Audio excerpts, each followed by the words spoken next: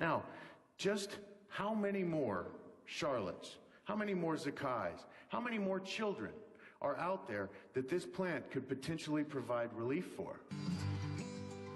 The plant Josh Stanley is talking about is medical marijuana. Stanley and his brothers are credited with creating a special strain that can significantly reduce seizures in children suffering from rare forms of epilepsy.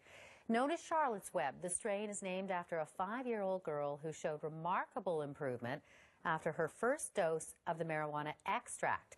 Josh Stanley joins us now in studio, and thank you. I know you're doing a Canadian swing through to talk about this, and specifically with Charlotte's Web, so people understand. When we say significantly reduced, tell us the number of seizures she's had prior to the extract or the oil and after. Well, when we met Charlotte, unfortunately her family had signed a do not resuscitate order, exhausted 18 different pharmaceuticals. It was really the end for her. She was having 350 grand mal seizures a week. The week before. 350.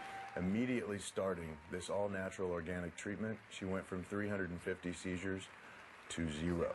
And 2.5 years later, she remains 99.7% seizure-free. And when we talk about this, immediately people who don't know a lot about it would say, you're giving a child marijuana.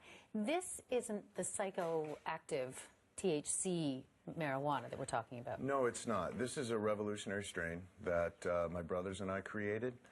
While the rest of the world was busy breeding up the THC, you know, for the high or the stone, we were busy breeding it down. And it's very high in what's called cannabidiol, or CBD. It's nature's highest anti-inflammatory and neuroprotectant. And it just so happens that it's not just helping Charlotte, it's helping hundreds of children. There are thousands more on the waiting list. And many, many children from here in Canada, which is a big reason why I'm up here now. And in Canada, they can't get it.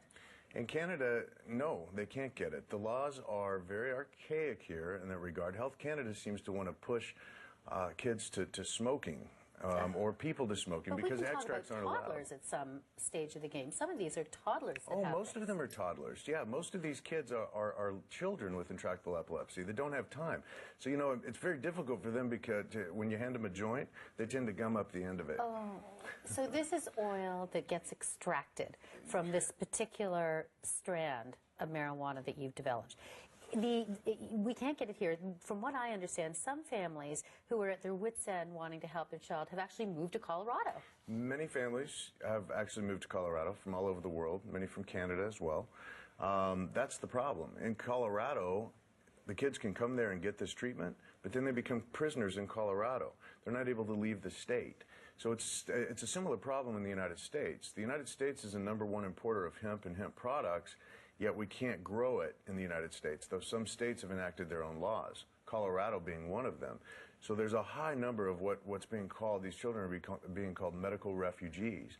While they may be able to come and get help and get treatment in Colorado, they can't leave the state. And especially once that they start feeling better, you know, well, after they're waking up from a lifetime of seizure activity, you know, they want to go travel. They want to see the world, and the ironic thing is they can't. Charlotte's Web made headlines literally around the world when it happened, and more people became aware of it.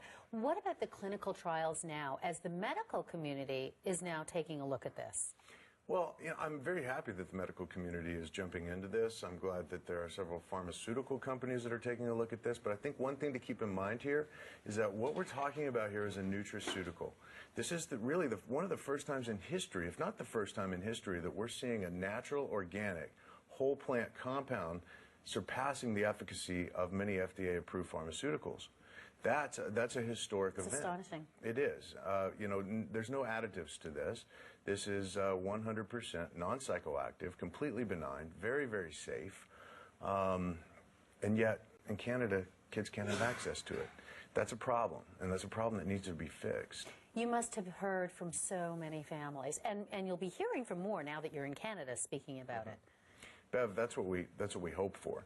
You know, what we try to do is we try to go to a jurisdiction or a country or a state and show them that they have a problem, you know, and we affect policy and we affect change by the parents coming together, by the children coming together, and showing that, hey, listen, there is a problem. And this is not a light problem. What we're talking about here is life or death for many of these children.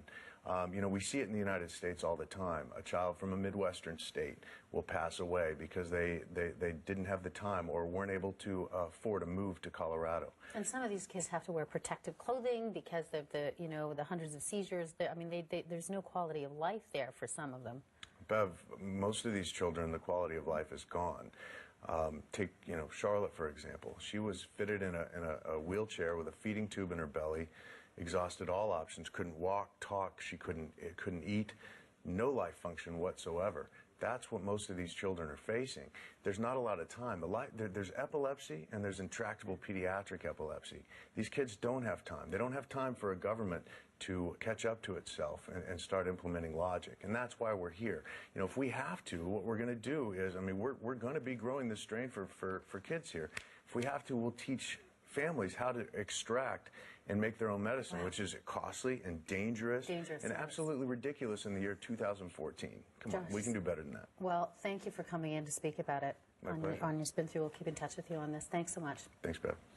If you'd like to learn more about the Stanley Brothers Realm of Caring Foundation, we have a link on our website, canadaam.ctvnews.ca.